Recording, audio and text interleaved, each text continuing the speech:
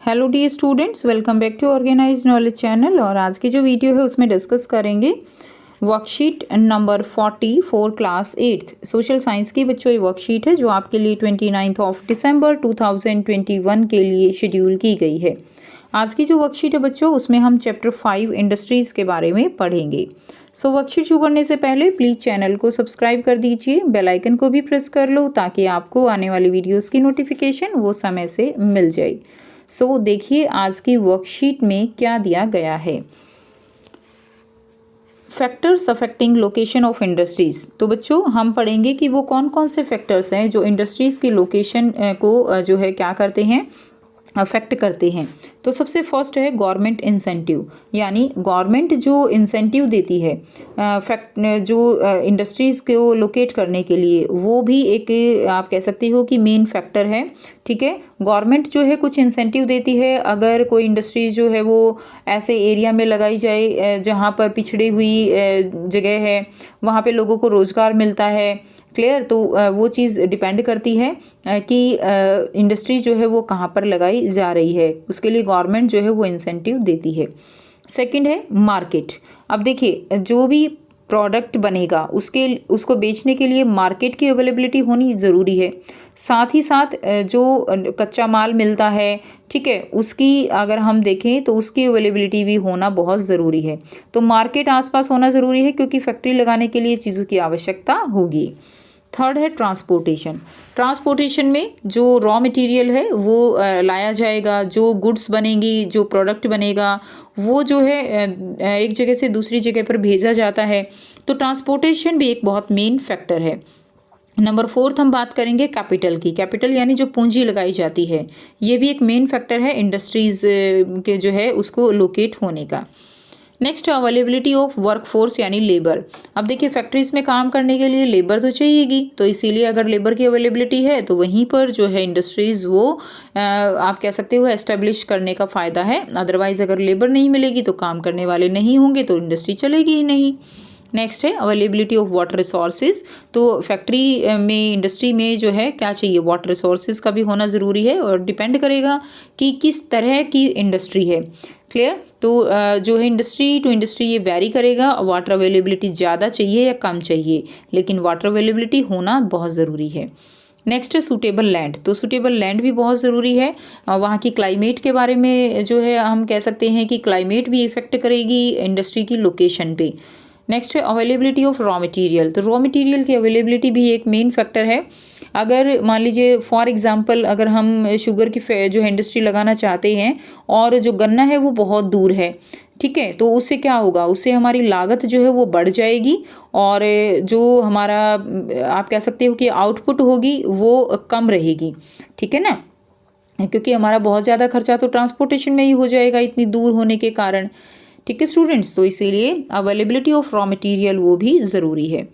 Next देखिए, industries are mainly concentrated in those place where availability of raw material, suitable land, water supply, man power, capital, transportation and market are easily available.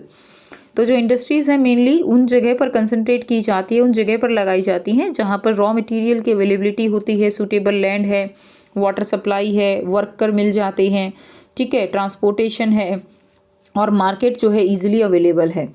Sometime the government also perform many encouraging works like providing electricity, transport facility at low price for setting up industries, ठीक है, इन backward areas. तो जो हम incentive की बात कर रहे थे वो इंसेंटिव कुछ इसी तरह के होते हैं कि जो गवर्नमेंट है वो फैसिलिटेट करती है, लाइक इलेक्ट्रिसिटी प्रोवाइड करा देती है एट लो प्राइस, ठीक है, ट्रांसपोर्ट फैसिलिटी प्रोवाइड करा देती है। उसका रीज़न क्या है, क्योंकि जो कुछ फैक्ट्रीज़ होती हैं जो कि कैसे एरिया में होती हैं, जो कि आप कह सकते हो बैकवर्ड एरियाज़ में होती हैं और वहाँ पर लोगों को रोज़गार देने के लिए गवर्नमेंट जो है वो स्टेप लेती है। नेक्स्ट देखिए पार्ट्स ऑफ इंडस्ट्रियल सिस्टम। तो इंडस्ट्रियल सिस्टम क्या है, उसके कौन कौन से पार्ट्स रहेंगे। मैं आपको बताऊंगी एक न्यू ऐप के बारे में जो स्टूडेंट्स में काफ़ी जल्दी पॉपुलर होती जा रही है। चाहे कोई क्वेश्चन हो, कोई डाउट हो या कोई कॉन्सेप्ट ना समझ आए, बोर्ड्स हो या जी नीट, पढ़ाई में कोई भी दिक्कत आ रही हो तो उसका सॉल्यूशन है फिलो ऐप। अपने डाउट्स को किसी भी टाइम क्लियर करें इन दीज 3 इजी स्टेप्स। सबसे पहले इस ऐप को प्ले स्टोर या ऐप स्टोर से डाउनलोड कर लें, अपने फ़ोन नंबर से इजीली साइन अप कर लें, अपने क्वेश्चंस का पिक्चर लें या उसे टाइप करके सबमिट करें और फिलो आपको 60 सेकेंड्स में इंडिया के टॉप एक्सपर्ट से लाइव कॉल पे कनेक्ट कर देगा। आपके क्वेश्चन में आप कहना चाहते हैं कि बल्ब की पावर कितनी है। अगर बल्ब जो है वो 220 वोल्टेज पर ऑपरेट हो रहा है, राइट। इस बैटरी का जो वोल्टेज है वो आपको गिवन है 220। तो ये आपको सिंपल रिलेशन हो गया यहाँ पर। अब अगर कोई आपको और डाउट है तो आप बताइए। No sir, thank you. So guys it's just simple. Have any question just ask Filo. इस ऐप का डाउनलोड लिंक नीचे डिस्क्रिप्शन बॉक्स में दे दिया गया है। So download Filo now. So parts of industrial system में हम 3 पार्ट्स में इसको डिवाइड कर सकते हैं। नंबर 1 रहेगा इन्वेस्टमेंट, नंबर 2 है प्रोसेस एंड नंबर 3 है आउटपुट। ठीक है, इसको हम क्या कह सकते हैं, इसको हम इनपुट भी कह सकते हैं, इनपुट, प्रोसेस एंड आउटपुट। अब ये तीनों का क्या मतलब है। इन्वेस्टमेंट का मतलब क्या है, कोई भी इंडस्ट्री लगाने के लिए उसमें इनपुट देनी होती है, यानी उसके लिए चाहे आप बात करो रॉ मटेरियल की, वो भी क्या है, उसके लिए इनपुट है। यानी फैक्ट्री में किन किन चीज़ों की आवश्यकता होती है, क्लियर, वो सब कुछ क्या होता है, वो सब कुछ इनपुट होता है। चाहे आप ट्रांसपोर्ट सिस्टम लगाओ, चाहे आप उसमें रॉ मटेरियल कहो, आप उसमें जो भी पूंजी लगती है वो कहो, ज़मीन लगती है कोई भी इंडस्ट्री बनाने के लिए, तो वो क्या रहेगी, सब इन्वेस्टमेंट। उसके बाद प्रोडक्ट जो है रॉ मटेरियल से गुड्स बनने तक का जो पूरा प्रोसेस किया जाता है, जो भी काम किया जाता है वो क्या रहेगा, वो प्रोसेस होता है। और जो फाइनल में मिलता है, हमें इनकम मिलती है, जो लागत है वो हटा के जो इनकम होती है, प्लस में जो गुड्स मिलते हैं वो क्या है, वो उस इंडस्ट्री की आउटपुट रहेगी। Now industrial system is mainly a process of investment, process and output. Investment include the cost of raw material, labor, land, availability of water, transport, electricity and other infrastructure. ये सब क्या है, ये सब investment रहेगा। And the process involve a variety of activities that transform raw material into refined material. जो process है इस ये जो है वैरायटी ऑफ एक्टिविटीज़ जो है इन्वॉल्व होती हैं, इसके अंदर बहुत सारी एक्टिविटीज़ की जाती हैं जिससे रॉ मटेरियल वो जो है रिफाइंड मटेरियल, यानी रिफाइंड का मतलब यहाँ पे क्या है कि जो फाइनल प्रोडक्ट हमें चाहिए वो मटेरियल हमें मिल जाता है कच्चे माल से, रॉ मटेरियल से। That complete process is known as process. Output is the final production. Output क्या है, आउटपुट जो है वो फाइनल प्रोडक्शन है।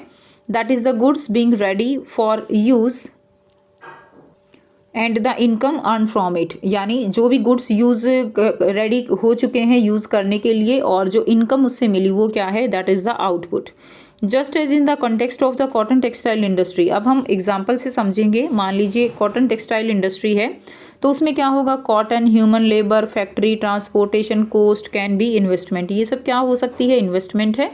While in the process involving ginning, cutting, weaving, dyeing, printing, ये सब क्या है, कटिंग करते हैं, उसकी डाई करते हैं, प्रिंट करते हैं, वो सब क्या है, this is the processing of the commodity. And finally the output is the product of the process. Output जो है वो क्या होगी, जो इसमें वो रहेगी वो शर्ट रहेगी, सूट रहेगा, जो भी हम पहनते हैं। ठीक है, तो ये कंप्लीट प्रोसेस है एक इंडस्ट्री का, इन्वेस्टमेंट, प्रोसेस एंड आउटपुट। अब यहाँ पे 3 जो है क्वेश्चंस दिए गए हैं, बहुत ही इजी क्वेश्चन है स्टूडेंट्स, आइए करते हैं। फर्स्ट क्वेश्चन है, what are the factors affecting location of an industry. कौन कौन से फैक्टर रहेंगे जो लोकेशन पे डिपेंड करते हैं। First is government incentive, second market, third है मीन ऑफ ट्रांसपोर्ट, फोर्थ है कैपिटल, फिफ्थ है वर्कर्स अवेलेबिलिटी, सिक्स्थ है अवेलेबिलिटी ऑफ रॉ मटेरियल, 7 है सुटेबल लैंड। क्वेश्चन है, what do you understand by an industrial system. Industrial system जो है वो क्या है।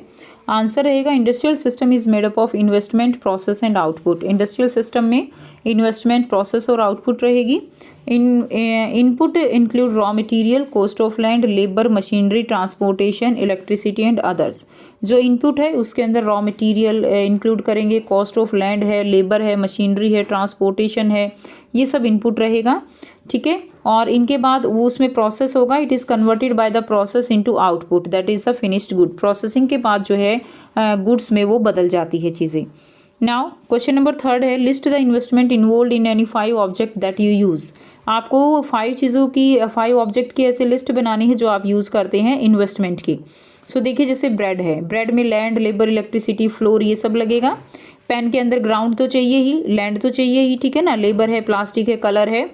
उसी तरह मोटरसाइकिल में ग्राउंड चाहिए, लेबर चाहिए, rubber, tyre, machine, colour. Mobile में लैंड, लेबर, मशीन चाहिए। शर्ट्स में ground, labour, button, cloth, colour, ये सब क्या है, these are all the investment. और भी एग्जाम्पल लिख सकते हो, ठीक है। तो ये थी आपकी आज की एसएसटी की वर्कशीट। आई होप सभी बच्चों को क्लियर है। कोई भी डाउट है बच्चों पूछ सकते हो। वीडियो अच्छी लगे तो प्लीज़ लाइक कीजिए, शेयर कीजिए और चैनल को सब्सक्राइब कीजिए। So thanks for watching, have a nice day.